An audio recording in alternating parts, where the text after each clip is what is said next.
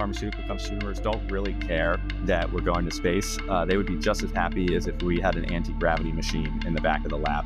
But it's fundamentally impossible to do anti-gravity. That's Einstein's principle of equivalence on Earth. You have to be in free fall, you have to go to orbit, and therefore you have to go to space. Hello, and welcome to just another episode of Just Another Space Podcast. I'm Tom Culligan, here with my co-host, as always, Clayton Swope, and we have a great episode today. Thrilled to have Bruey on, the CEO and co-founder of Varda, which is celebrating a momentous day today as we're recording, as we'll get into. So, Will, thanks for being here and making time for us on a busy day with a launch. Absolutely. Thanks for having me, Thomas, and great to see you, Clayton. Excited to chat with you today. Yeah. So, Will, we like to start with how did you get here? And we can go as far back as last week. We had someone start in elementary school, I think, with their teacher. But what's the bumper sticker version of how you end up launching a pretty incredible space technology company? And I'll just jump in too to say, yeah, Will, sorry, I think a lot of people in the space community know what you're trying to do and how awesome it is, but some people might not, who are hopefully listening to this around the country. So maybe help us understand too what Varda's about as you talk about your journey that got you here. Yeah, sure. So what Varda does is we build small reentry vehicles so that we can make shipping to space just shipping and bringing things back as well. So we're relatively payload agnostic as far as what we bring home. That's how we built the vehicle. But our specialty of what we use the vehicle for our internal use cases is manufacturing pharmaceuticals. And the short of the long there is that by utilizing microgravity, you can create new drug formulations that would otherwise be impossible on Earth. Like, for example, if right now a drug is only via an IV bag, we can create a subcutaneous shot version of that, or maybe moving from a pill to an inhalable, a more favorable formulation of the same drug, because we can use microgravity in the process development. And no one else can do that since gravity's locked on Earth. So Varda builds these small reentry vehicles. They get shipped up on rockets like a Falcon 9 from SpaceX. And then once in space, they can do anything. And we specifically use them for our internal use case of pharmaceuticals, but we also can sell those capsules to our partners in the Air Force or in the Navy that may have tests that they want to run to better understand the hypersonic environment of reentry and that sort of thing. That's what Varda does. And as far as how I got here, I've always been interested in aerospace engineering since college, and that's why I took a job right out of the gate at SpaceX. Spent 8 years there, and then wanted to learn about how companies are built after learning how spacecraft are built. And so I spent some time learning about business and put myself in a position where my co-founder actually was looking for my co-founder Delian, who's a partner over at Founders Fund, a relatively well-renowned venture capitalist firm, was looking for a co-founder to incubate a company doing manufacturing in space. And so I kind of checked the boxes for him in the sense that I had worked at a company like SpaceX, had started companies before. I was willing to drop everything and go on a crazy adventure to do a high-tech startup from the ground up with him.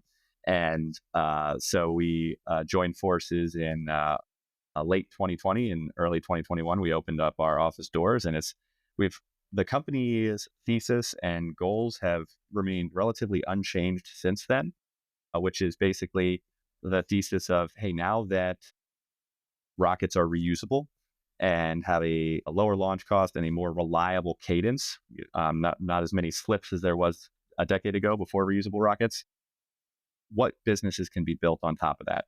And the thesis of Varda is that those unit economics and that cadence allows for manufacturing utilizing microgravity. And the killer app in the near term, of course, is pharmaceuticals, because from first principles, microgravity allows for a impact to the chemical systems that you cannot otherwise do on Earth.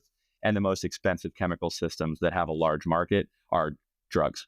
And so that's why manufacturing pharmaceuticals is the first killer app of manufacturing in microgravity. And then from there, we just build the systems to do just that.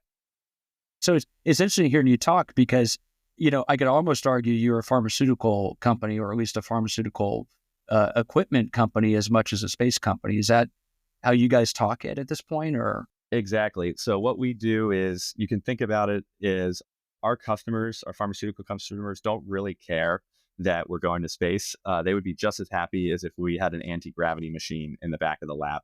but it's fundamentally impossible to do anti-gravity. That's Einstein's principle of equivalence on Earth. You have to be in free fall, you have to go to orbit, and therefore you have to go to space. And so, but yeah, you're totally right, where right now you can think about pharmaceutical companies will go to other niche technology providers to increase the formulation space. There's companies that have their own niche technology to create new formulations of pharmaceuticals. Ours just happens to be microgravity.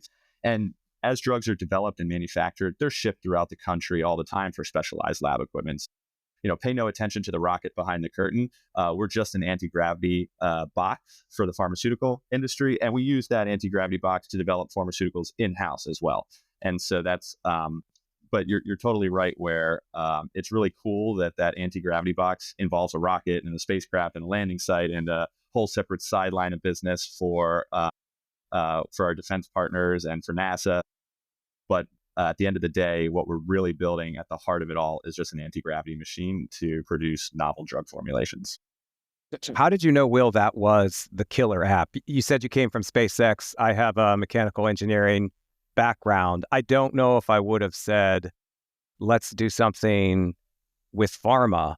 I don't think that would have come to my mind. I was wondering, was this something that we kind of proved out with the International Space Station, so we kind of knew this was a good thing? Exactly. So we had several pharmaceutical experiments had been run on the International Space Station. It's one of the more popular use cases of microgravity manufacturing. And going back to those first principles of just the fact that microgravity allows for a unique impact to chemical systems. So what chemical systems would you want to have a unique impact on, right? The ones that are high dollar per unit kilogram and that have a large market.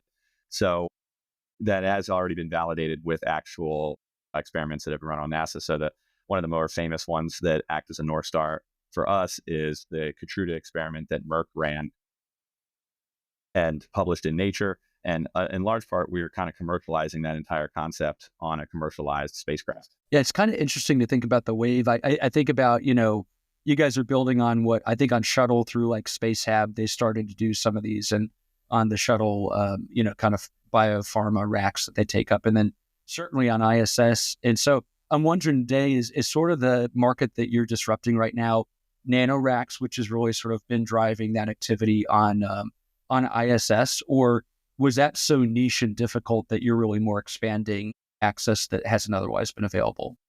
Yeah, more the latter. I don't see us. There's certainly overlap, no question that we can do experiments autonomously on our own platform, and certainly for cheaper because you don't need astronauts in the loop.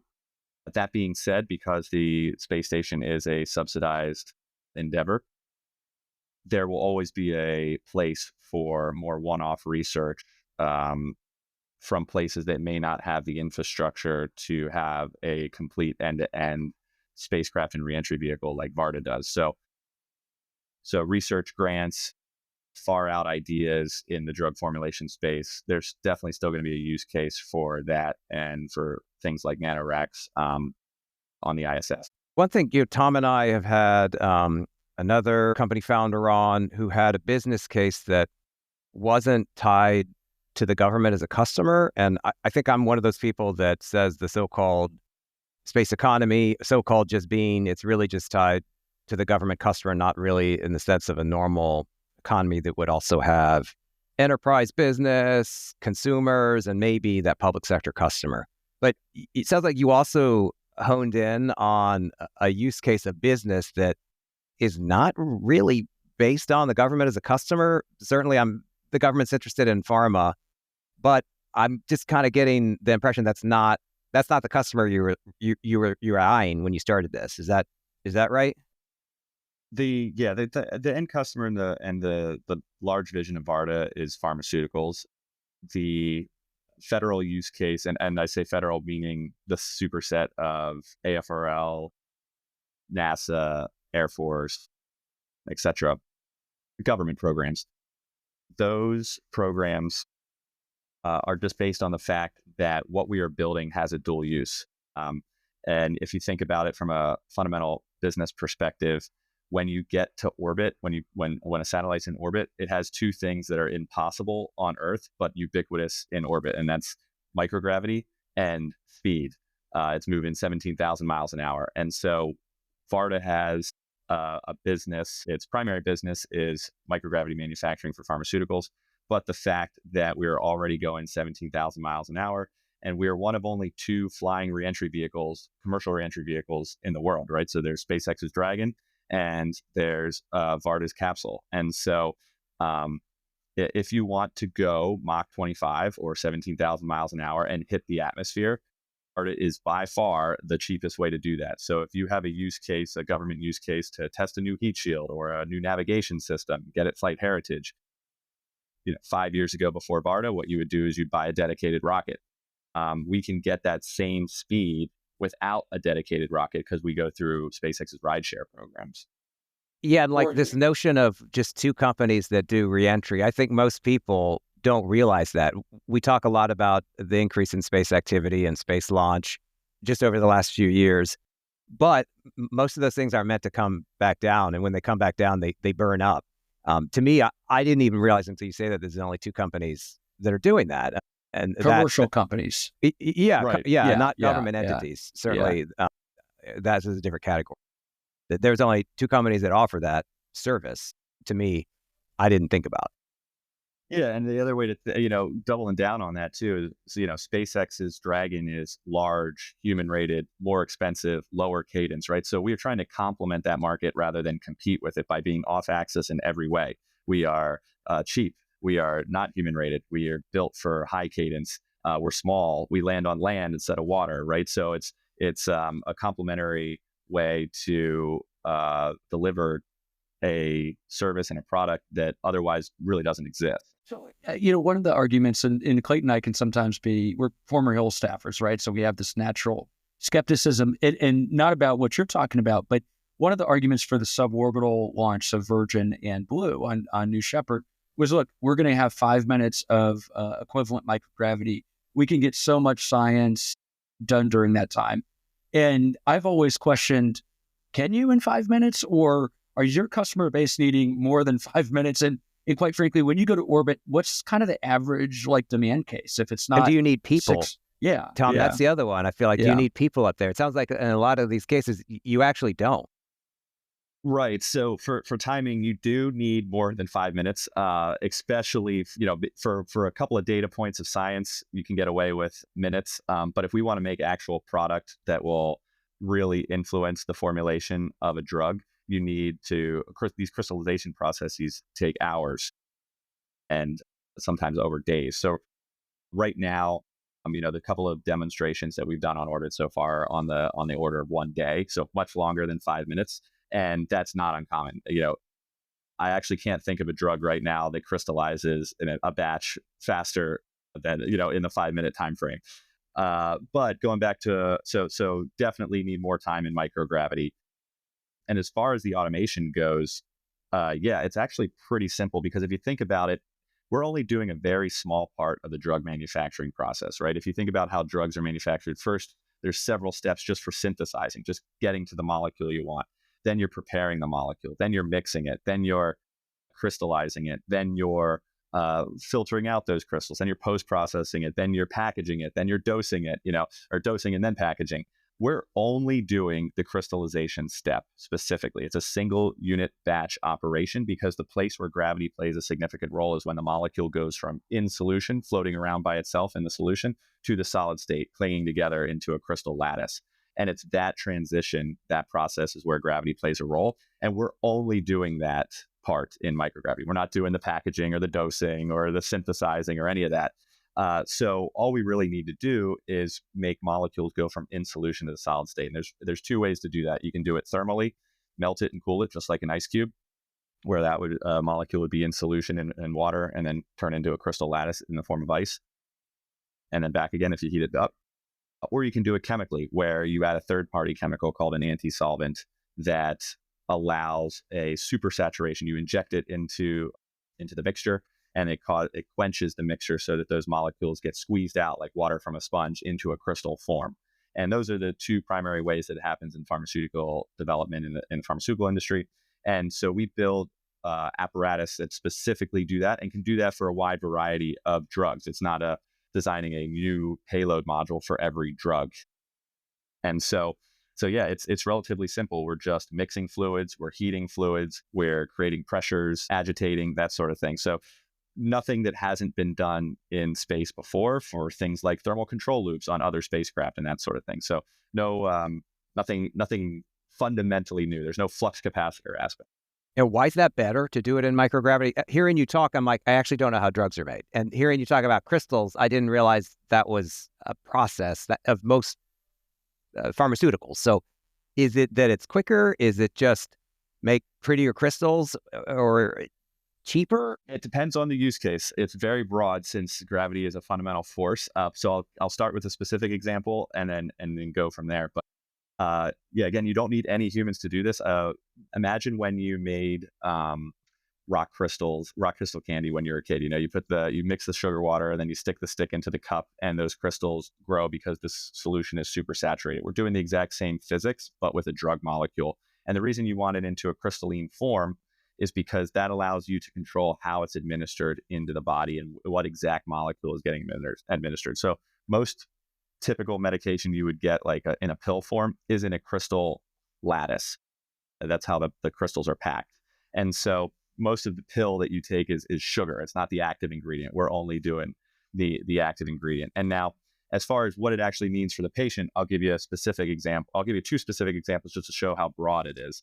The first one is we were doing a drug to increase the purity of the crystal because crystals typically grow slower in microgravity. So this particular drug we were working on had a high level of impurities when manufactured on Earth because the crystal grows relatively fast. And so that means that some of the molecules in the solvent have to get trapped into the crystal lattice statistically.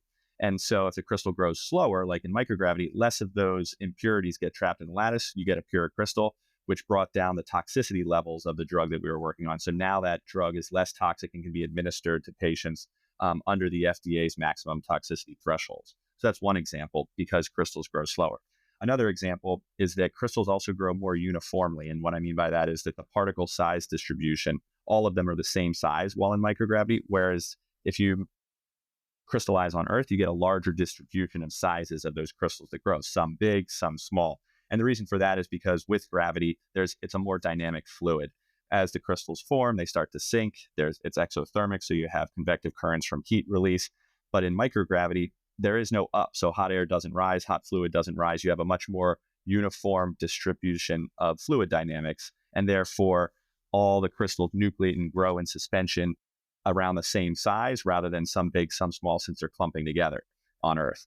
So that way, that's the example of the Keytruda experiment that was on the International Space Station, looking at how you can make these crystals the uniform size so that you could administer the drug as a crystalline suspension through a subcutaneous shot rather than an IV bag. So much better patient experience if you get your drug administered via a quick shot rather than having to go into a clinic for several hours to get an IV bag administered. So again, same drug, but just formulated differently because we're utilizing the unique physics of microgravity. One last thing I'll say on this to really help hammer home how microgravity impacts the patient is you can kind of think of us as like when refrigeration was introduced to the pharmaceutical industry, right?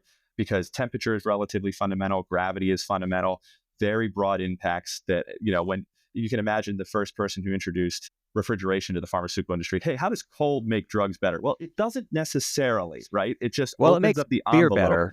It does make beer better, right? It makes the mountains blue. But yeah, the idea is that microgravity doesn't make drugs better. Temperature doesn't make drugs better. But if you can control a fundamental parameter, you can open up the envelope of what formulations are possible. And there's a million different ways that temperature control can improve the formulation of drugs. And the same is true of microgravity. So can you make better artificial diamonds? I know this is a totally a random rabbit hole, but anything that grows in a crystal, Yeah. I was thinking, is it better when it's Clayton, in microgravity? I was going to go even worse. I was like, are the cartels looking at your technology and going, we can grow better illicit substances? Yeah. No, not that I know of. But yeah, there are broad applications, like I said earlier. I mean, Tom, I'm trying to get rid of blood diamonds, and That's good. That'd be a noble. There are many noble causes for here. society. Yeah. You'll get the Peace Prize for figuring some of these things out. There's Hearing you definitely talk, go ahead. Did you know all this about pharmaceuticals and crystals before you started? Or were you like, hey, I'm a space guy, and then you've had over the last 5 years to become a pharmaceutical guru in the process? Mostly the latter. My training and background is largely in aerospace, but I do have a degree in physics. So, our chief science officer leads the way as far as determining what drug formulations to work on and why, and has taught me all of this. But at least I can speak his language. We were actually study buddies back in school. So Very cool. he's used to dumbing it down for me a bit. Okay, I guess practical questions on your missions. Are they like months, 1 month, 2 months, 3 months, or is it like not standard? And you think it'll kind of vary? So the one that's launching today will be about a month. But the majority of the time that we're up there, we're doing spacecraft stuff like deploying the spacecraft, getting it set up for manufacturing, checking out all the systems. And then once we do manufacturing, that only lasts about a day. And then after that, we then prepare the spacecraft for reentry and then do a multi-day reentry That's it? operation. A day? Correct. Right. Wow. So like long in the very near future, just in a few missions, we're going to be trying to optimize the time up there. So, we're looking at a couple of weeks, less than that, moving towards the multiple days. We want to be up there as short as possible, of course, because the longer you're up there, the more things that can go wrong and the more expensive it is. So really honing in on that shipping to space is just shipping. Okay, so it's just, and I'm thinking back on your first mission, which I kind of wanted to talk about, and how it was kind of stuck up there in orbit for a while. So it really was stuck up there for a while then. In this case, the mission was in that case, it was very short. Yes. So that was the thing, I think this is kind of the sweet spot for Tom and I to talk about some kind of government process or complain about it or think about ways to improve it. So, I look at that first mission, and we have something that the government allegedly already had kind of settled how they were going to regulate, certainly launch, but also reentry. We had an entity responsible for that process. We had laws, we had regulations based on those laws. I think Tom and I have both seen a piece that you wrote for Payload a while ago, an op-ed. I just wanted to get kind of some of your thoughts on, from that moment when that mission just lasted a lot longer than you expected. I didn't even know really to do what you want to do. It only was a day. So to look into the future now to where we are, how's that different based on what you wrote for that piece a few months ago, and then really still like what are your thoughts? What is your advice if you're thinking about? I don't want to get too technical here, but FAA Part 450 rules. I'll throw that out there. Yeah. And I think Tom and I have this no acronym policy, so we'll stop you if you get in. And if we say it, actually, what Federal Aviation Administration? That's the only acronym I think I just used. Part 450 is not actually an acronym; it just is a reference to. It just sounds terrible in government speak. Is it code? Is it U.S. code? Is that what that is, or is that regulations? I think that is the part. But yeah.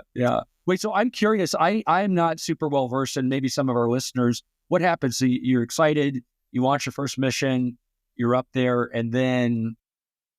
Yeah. So let's see. So the first mission, Clayton, you everything you said was correct. There is regulation in every aspect, but what wasn't covered is how multiple agencies work together. And so it's actually a coupling, like an n-squared problem here.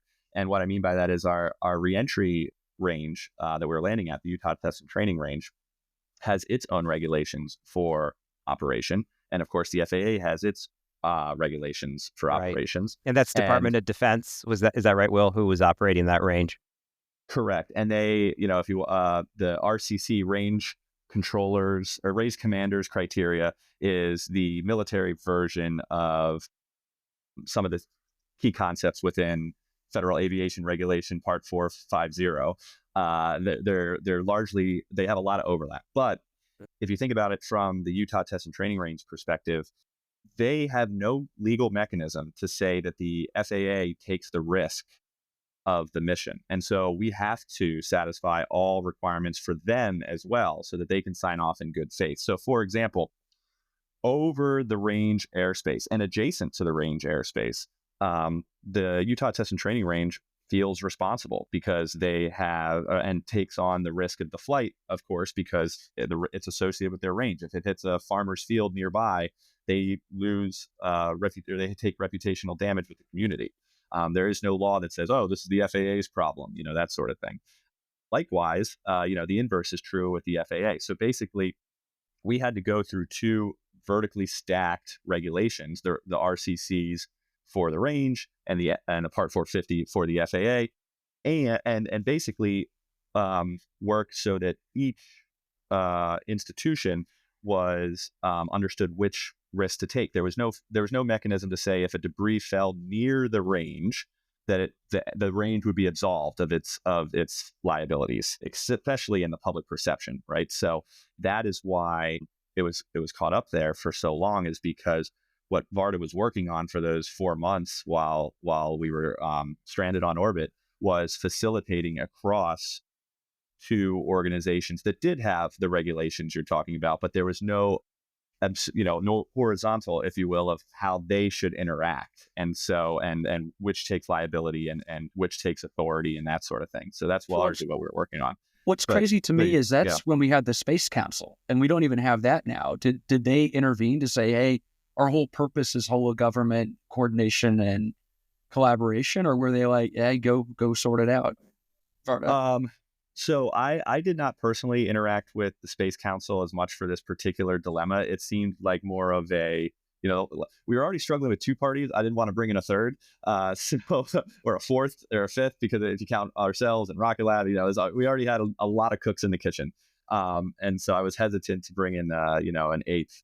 But like the way to really think about it is, this was the very first commercial reentry ever on U.S. soil that landed on U.S. soil, right? So like this is the first time ever that there was a collaboration for a reentry between the military and the FAA. The fact, there's another side of this coin, that's the fact that we were only stranded on orbit for 4 months to bring, a ballistic, uncontrolled 90-kilogram hunk of metal designed by, 40 engineers in a warehouse that no one's ever heard of.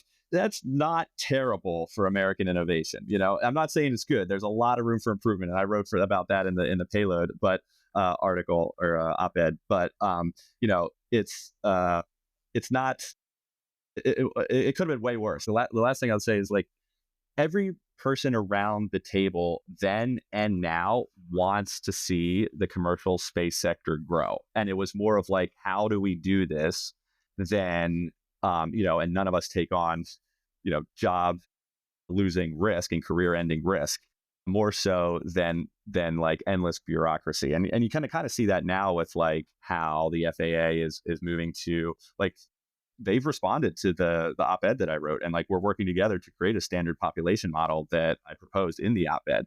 And so like there is a earnest drive for fostering the commercial space industry all throughout. How is Australia different when we started dealing with the Australian government? Yeah, so and just as question. Background, and maybe I don't actually know the full story here. Was there the thought that if things didn't work out in the U.S. for that first mission, you could also use Australia then? So you had actually started engaging with them as part of that first mission as a backup, and then just for our listeners, you just landed a capsule very recently in the outback, down under, if you will. So yeah. You have actually done it there, and it's not just talking to the Australians. You've actually pulled it off. You followed in Skylab's footsteps here. Exactly. So yeah, the background here is that we're launching our third mission today. Our second one was launched a couple of months ago, and the first one was stranded a year ago, or just over a year and a half ago. And so while I was getting stranded, part of the reason it was stranded, right, is all the things I just said. But keep in mind that the Utah Test and Training Range, which was our primary landing site, their mission statement is to train train warriors and test weapons. And we are a very who are you? Very who are right, these guys? Yeah, exactly. And so we're not exactly. They got some crystals. They're trying to get some crystals back to Earth. Right.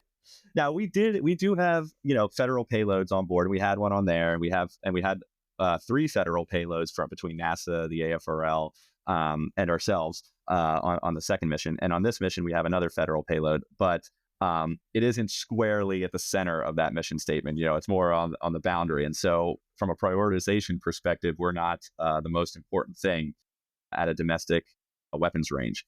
But we are the most important thing at the Southern Launch Range, at the Kaniba Test Range down in Australia, because it's a private operated range. We are a customer, and therefore we are a revenue source. Whereas we are more of a government partner in the Utah Test and Training Range use case. It's not squarely within the mission statement. So we are squarely within the mission statement of make money of a private range. And so we've partnered with them, and it's been a great relationship because it's largely, a match made in the heavens, no pun intended, in terms of two commercial partners that can do something really cool together. And so working with the Australians, working with the range is pretty straightforward. It's another commercial entity. You can think of them as a large contributing vendor and partner, kind of like a Rocket Lab, or we work with a ton of vendors. Some contribute more complex systems than others. Southern Launch is our landing range partner. As far as the Australian regulation goes, they also have instead of calling it a reentry license, they call it a reentry authorization. Instead of calling it the FAA, they call it the ASA. The Australian Space Agency actually regulates reentries rather than, I believe it's CASA, which is their FAA. Anyway, long story short is we do have to get a duplicative, in many ways, reentry authorization from the Australians. And the reason for that is because, again, it all comes down to liability. We have a nice little American flag on our capsule. So when we tell the FAA, hey, we don't need your reentry license because we're going to land in Australia. Like, you got a nice big fat American flag on that. If you miss and you hit the South China Sea and there's a geopolitical crisis, that's on our hands, and therefore you need a license from us. And I was like, all right, understood. And then you go to the Australians and you say, hey, we're already licensed with the FAA. And they're like, those are our citizens on the ground, And so we do have some duplicative work. That being said, because of all the work that our mission assurance and our regulation team did on mission 1, and all the work that the FAA did, all the work that the ASA has done in Southern Launch, if we're all under a kind of a good understanding of what this operation should look like, what the technical requirements are, and really keeping that at the focus, the technical requirements of what makes an operation safe, because it's easy for emotions to get involved when you're flying ballistic vehicles over humans and personal property and that sort of thing. But with very clear quantitative requirements, all of those parties have really come together in the sense that, it's really it's certainly a requirement and important, but it's not a blocking issue anymore. Yeah. We're kind of paving the way, which is kind of neat. It's really cool because I know one of the challenges, like say with Dream Chaser, the commercial cargo and maybe future crew reentry vehicle that Sierra's been working on, one of the challenges they've talked about is getting the FAA to approve, again, a commercial reentry license. They want to land in Florida on the shuttle runway, which means flying over the U.S. And, we saw on NASA's maybe one of their worst days with Columbia, what happens if you break up and what happens if you come in too short. So it sounds like in some ways you're actually pioneering the regulatory and paperwork and the process, and maybe just the comfort on a smaller scale of what you're going to need to see from Sierra and other new entrants coming into the space. Absolutely. It's the exact same regulation, just with a less complicated trajectory profile or set of trajectory profiles. We have 6 identified potential failure modes that we think about. They may have more because they have a more complex system, but it's all under that same Part 450 regulation of understanding how things could fail. If they do, what material and debris would be in the air, and then where does that debris fall, and then who is underneath it. It all really boils down to that.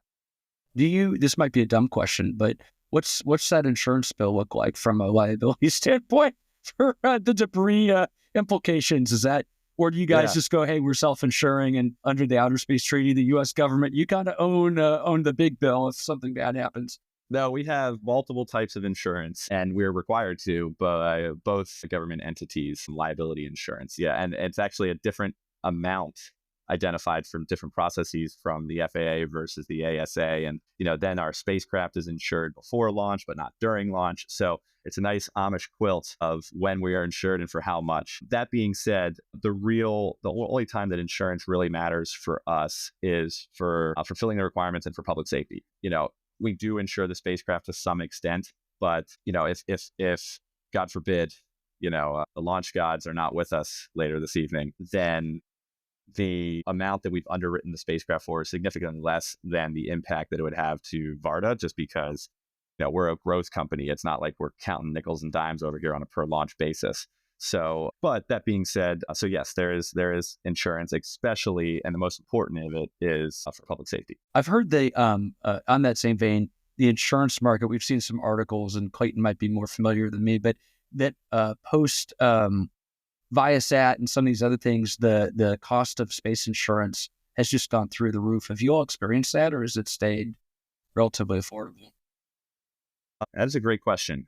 And I don't have a great answer because I don't have that many data points. It's not giving you heartburn. Yeah, It sounds like it's not a big enough problem. It's not giving me heartburn. And the fact is, we spend a lot more time looking at what the long-term unit economics are and the engineering of the spacecraft. Because at the end of the day, going back to what we really want to offer to the pharmaceutical companies is an anti-gravity machine. And as those so the end goal of Varda is to have daily flights. And I know that sounds a little bit crazy, but if you think about it, more than one Starlink goes up per day on average, and our system is less complex than a Starlink. So we truly can ship every day and provide an anti-gravity experience for a pharmaceutical crystallization single unit batch operation. And at those rates, the insurance completely changes because you have so much data to underwrite that it's not hocus pocus like it is right now. And so we may be paying, we almost certainly are paying more than we quote should for the amount of risk that's being taken. But because there's so much uncertainty on that risk, because there's been so little cadence thus far, it's a problem that's going to solve itself as we succeed. So as long as we succeed, the problem goes away. So I'm just keeping my eyes on the succeed part. We're not really, on wood, Tom, for the launch. I was thinking though, when we think about some of the insurance events in geostationary orbit, for example, you mentioned Viasat. A lot of times it's the insurance though that's insuring the spacecraft. So to replace the spacecraft, it's not a liability element there, but it does sound like Will, what you're doing, it's really all about the liability and not the cost necessarily of your spacecraft or even the most precious of the precious crystals. It sounds like you're concerned about damage that could be done to somebody else. Yeah, that's the primary rationale for insurance because, underwriting our own spacecraft for our own damages is inconsistent with the thesis of the company, which is bet on ourselves and do high cadence. So if, 1 out of 300 fail, that shouldn't affect Varda. And we want to hold ourselves accountable to none failing. So it's a little bit of a discontinuity. And that's, Tom, I just think that's interesting and for maybe another discussion. But insurance really for space, the liability piece is still very Earth-centric. It's not so much liability to damage of other satellites in orbit, even if it's in low Earth orbit up to GEO. It's all about, is the value of your spacecraft worth insuring? And then if it, below the Kármán line or whatever we want to say here, it shifts back to that liability model. And arguably there's more things that could go boom on Earth and certainly more people that you could hurt. I guess there's only 10 people in space usually, where I don't even know how many billion there are on Earth. So I get that, but it is a stark difference to me between insurance when we're talking about the liability piece on Earth, but then in space where it's just more about the vehicle. Well, I think it's the shift. It's really interesting talking to you, Will, and we had the CEO of Astroforge on a couple of weeks ago. So another growth company. And I think what I'm seeing this pattern is the space new entrants that started around late 2010s or late 20 teens, and then like you all in 2020. Prior to that, you think about the big SATCOM companies. They were exquisite, big. It's a decade small constellation. So you were betting the company on that bus and that sensor and stuff was all going to work. For you guys, you're going to scale, and so other than the cost of the liability of a third party or a person, really you can crank another one out tomorrow if you lose a. And I was asked, how reusable are these? Or are you building a new vehicle every time? Yeah, that's So we do first off, the first thing, cranking off the next one. That is the key metric of success of Varda is cadence. And in doing so, we're the cheapest way to go Mach 25, and that's why the hypersonic testbed line of business is so attractive to our federal partners. Is just because they've never been able to go test something at these speeds, even remotely within the price range that we're offering. And yes, and what helps towards that price range is reusability. So the capsule right now, we didn't reuse the first one for several reasons. One is we drilled holes into the heat shield to provide samples back to NASA. That was part of the our first federal contract. And of course, we want to hang it up as a trophy. But the design is, the heat shield, you got to pop off every few times and put new tiles on. And then you got to repack the parachutes. But other than that, I think the set mech has, a lifetime of 50, so that you replace those parts. So those are the three things that have, you might be able to call consumables. But other than that, it's pristine when you open this thing up. Wow, that's incredible. That's and sorry to get into heat shield nerd stuff as a poli-sci major, but are you all using the same ablatives or like from shuttles type tiles or more like the Pika X that SpaceX uses? Or so we use Pika, and that was through a tech transfer with NASA, which is a mutually beneficial relationship because it's a great heat shield for us, first of all. And second, NASA was actually paid us to stand up the manufacturing line and vertically integrate, which is a great deal for us because obviously, and then it's also a good deal for them because they want more Pika producers as an industrial base, both for themselves and to further the space economy. And so they can now buy Pika from Varda. In fact, we're legally obligated to sell it to them and to others as a vendor because to help spur the supply chain. And so you're a merchant supplier here, huh? Exactly. Yeah, wow. So they get a stronger supply chain. We get vertical integration of heat shields, and we all go home happy. So you could sell that to another customer then, that system. Totally. It's just there's more money in drugs. So we certainly sell those crystals. The heat shields, those crystals will. But we're legally obligated to sell the heat shields, but it's just not as lucrative as drugs. The margins aren't the same, huh? Yeah. So every day, that is your vision. You will do a launch every day. How does that align with the notion of doing a ride share? Is like the ideal that you're kind of more a rocket that's tailored to your vehicle so that you control that cadence? So so a reentry every day. A launch might not occur every day because we can put multiple of these things up on a single launch, going back to that rideshare mentality. So right now, I think it's easily 21. It might be more like 25 of our vehicles can fit on a single Falcon 9 rideshare program. And so one of our, company milestones we're tracking is when do we buy an entire rideshare mission for ourselves, and then the vehicles pop off the Varda vehicles pop off like barnacles from the Falcon 9 rideshare. And then we'll start buying dedicated missions, of course, at that rate, which is great because then we have a little bit more control over time, cadence, cost, things like that than we do as just one person on the bus. Do you do block buys with SpaceX, or as Nuclean comes online and Neutron from Rocket Lab or others, are you sort of going, hey, we're going to buy whoever's going? We are launch vehicle agnostic fundamentally, but we have bought in missions from SpaceX out through like 2027. And so this is actually, you've actually touched on what I think is the most exciting part about Varda as a space guy. So obviously, the North Star is to put anti-gravity into the pharmaceutical industries like refrigeration did, but like it did for temperature.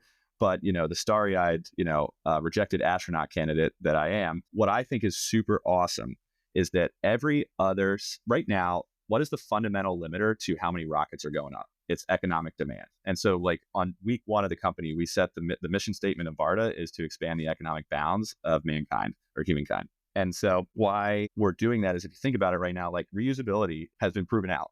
The limit to the number of rockets that are launched are economic demand. And SpaceX has solved some of that problem for themselves by creating Starlink to demand their own rockets, right? Yep.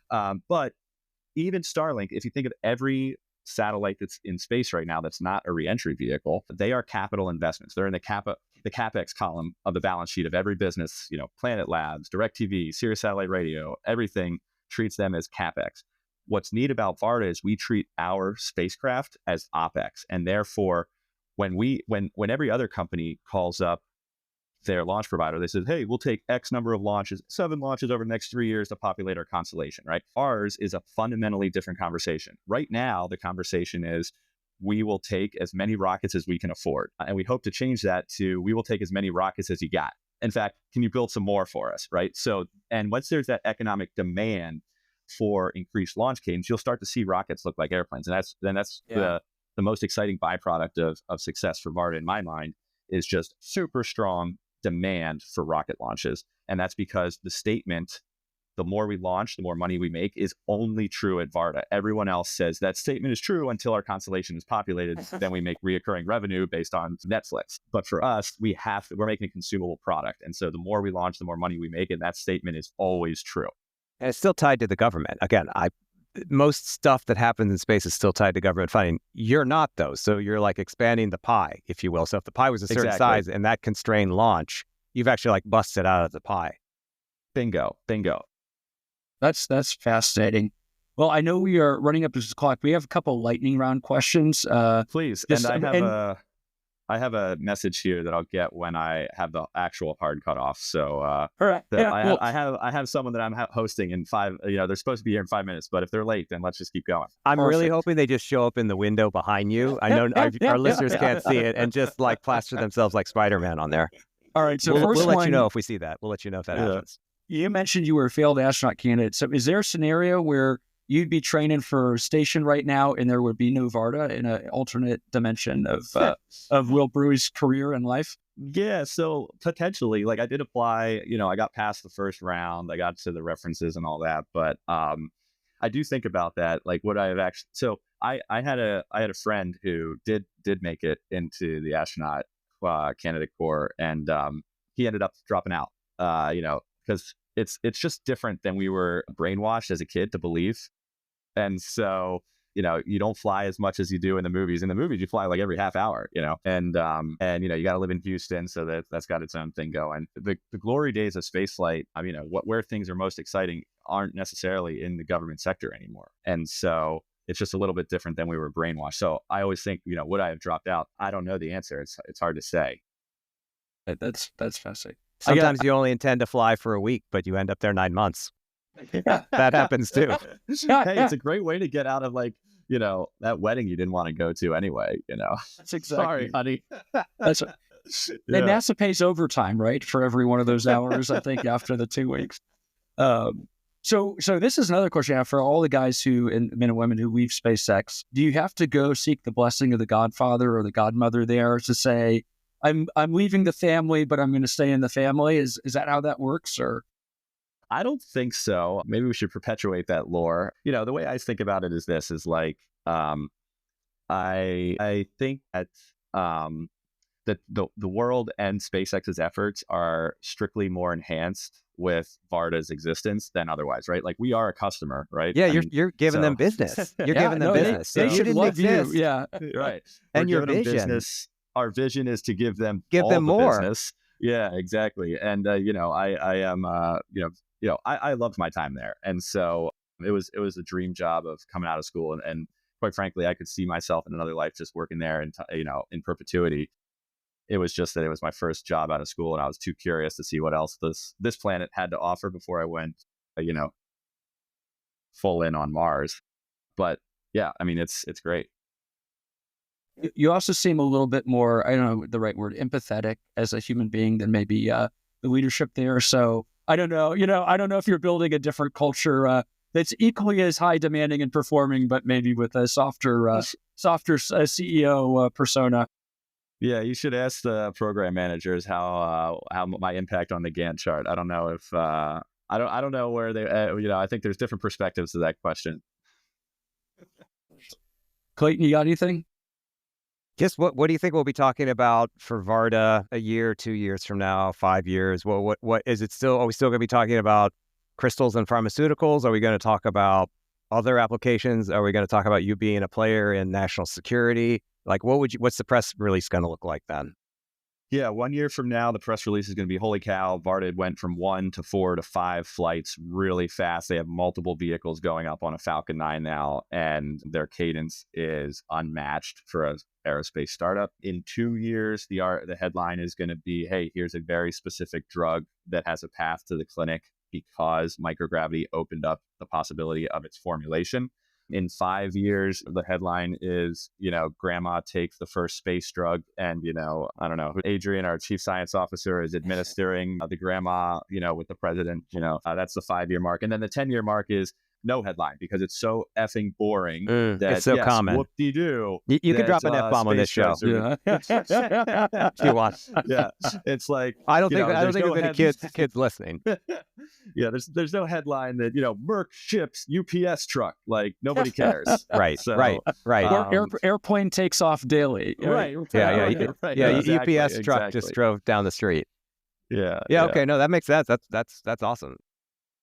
That's very cool. I've learned a ton on this episode with you, and I hopefully the audience did too, because you guys have just sort of exploded on the scene in a positive way, and I think it's you're really Easy, one on launch day, dude. Come on. Sorry, that's man, I think that's like break a leg. on?